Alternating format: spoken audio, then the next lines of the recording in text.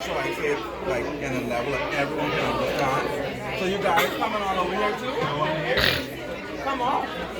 All right. So with integrated pest management, we look at ways to kind of deal with some of those creepy crawlies that we don't necessarily want to have around, whether that be in the house, whether it be in the yard, or even sometimes in nature that's causing some issues for us that we will cause challenges for us in the future. All right?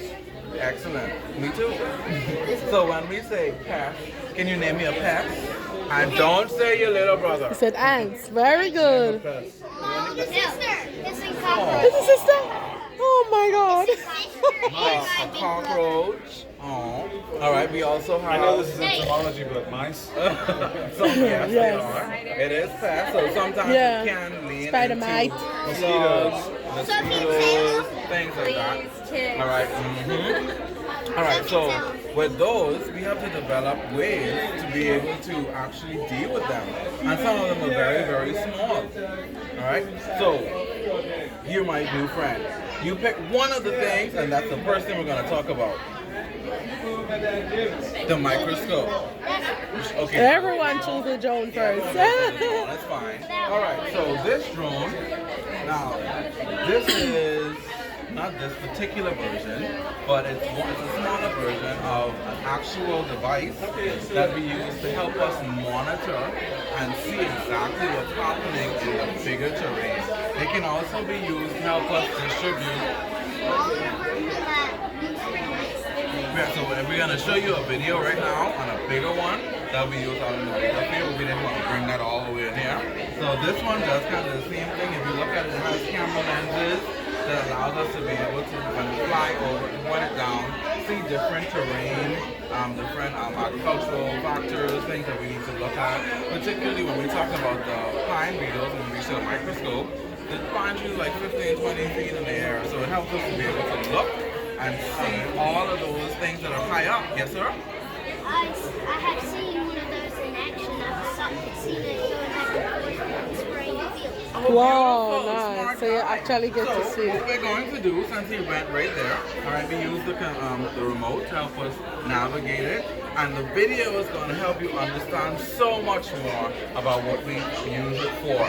We may cut it a little bit short because of time, but we definitely want to give you an opportunity to hear and see what's going on with the drones. It's a little low, so you may want to come closer. Is the DJI Acros T16.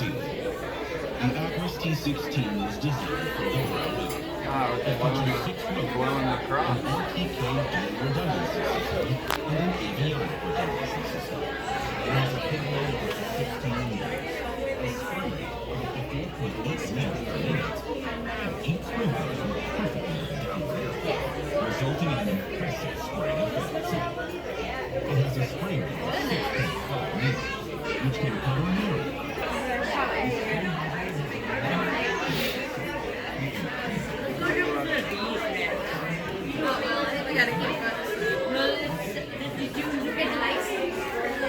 Maybe one person driving the truck, then let the trunk come out, you have to load or take the stuff off the back of the trunk, walk through all the places spraying. It takes up a lot of time, takes up a lot of energy, takes up a lot of manpower, and it also takes up a lot of Money. money to be able to do that.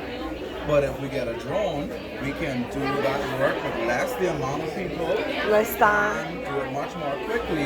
And that's a way to ensure that all of the plants that we're trying to treat in a particular time frame, we can do that more, a big word called efficiently, meaning we do it as quick and as fast as possible.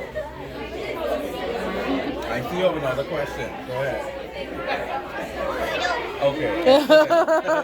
Alright, so with the drone, one of the benefits as we realize is that after we map out an area, alright, we can actually set it for it to manually, we can select and let it automatically go and I won't say fertilize, but apply those treatments to those different plants, and we don't have to do it so much. Like I said, another one is The robot vacuum.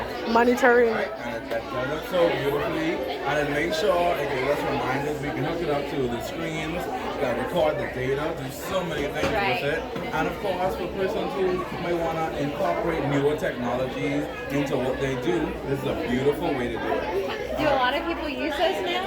Well, it's some of the newer models, so it's coming on stream, but you have some people who are engaging in it, and they're finding just how beautiful it is. Is it less expensive than like buying a tractor?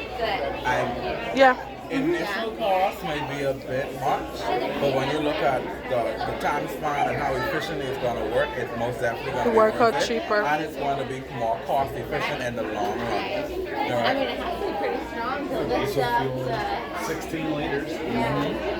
All right. So before we go, so one of the last things we want to touch on now is we showed you all of this. How does it really work?